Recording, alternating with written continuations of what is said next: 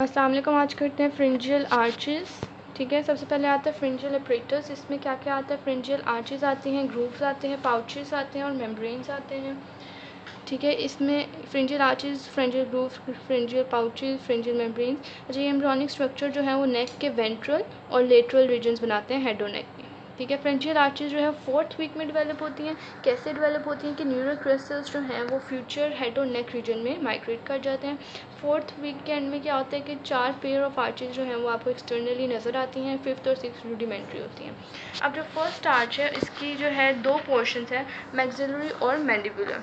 ठीक है, मैक्सिलरी और मैंडिबुलर प्रोमिनेंस है इसकी। अब देखते हैं मैक्सिलरी जो है वो किसको क्या क्या फॉर्म करती है। जो मैक्सिलरी है वो मैक्सिला, जाइगोमेटिक और वोमर बोन्स फॉर्म करती है। और जो मैंडिबुलर प्रोमिनेंस है it forms mandible and squamous part of temporal bone. ठीक हो गया, यानी कि ऊपर ऊपर की चीज़ें जो है वो मैक्सिला बना देती है, नीचे वाली स्कल की मैंडिबल और squamous part of temporal mandible बनाती है। ठीक है, उसके बाद आ जाता है स्टोमोडियम। स्टोमोडियम क्या होता है? जिससे फ्यूचर माउथ बनना होता है उसे कहते हैं स्टोमोडियम। ठीक है, स्टोमोडियम से फ्यूचर माउथ बनना होता है। डिप्रेशन के तौर पे फॉर्म होता है इन एक्टोडर्म। ठीक है, बाहर के सरफेस पे डिप्रेशन होता है।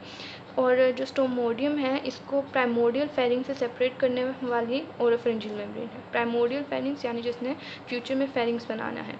ठीक है, stomodeum is separated from pharyngeal pharynx primordial pharynx from by oropharyngeal membrane. ठीक है, ओरोफ्रिंजियल मेम्ब्रेन एक जलनी सी होती है, बायलैमिनर होती है।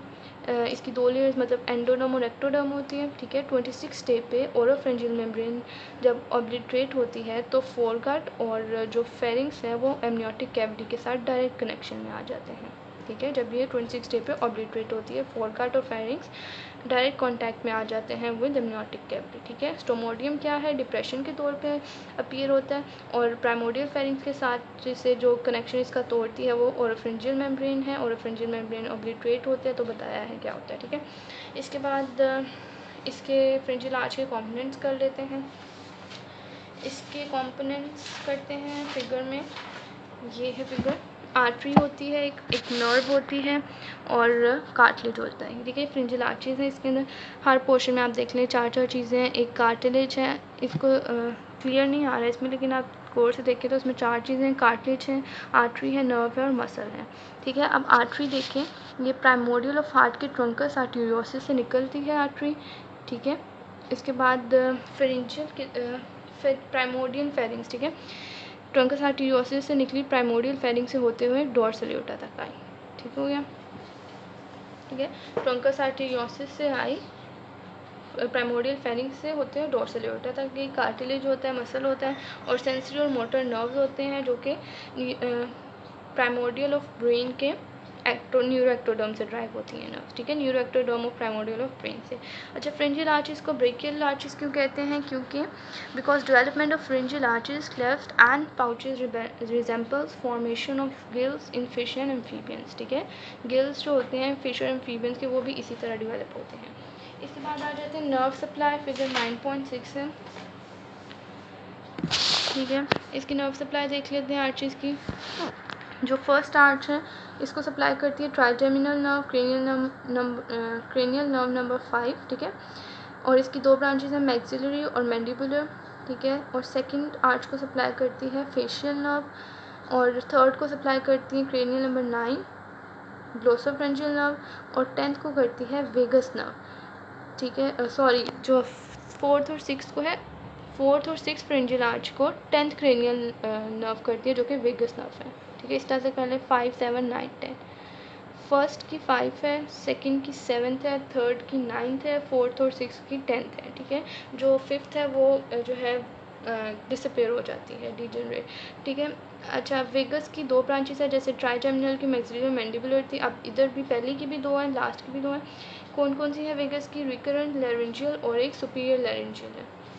ठीक है, इधर लिखे है टेबल में सुपीरियर लैरेंजियल और रिकरेंट लैरेंजियल।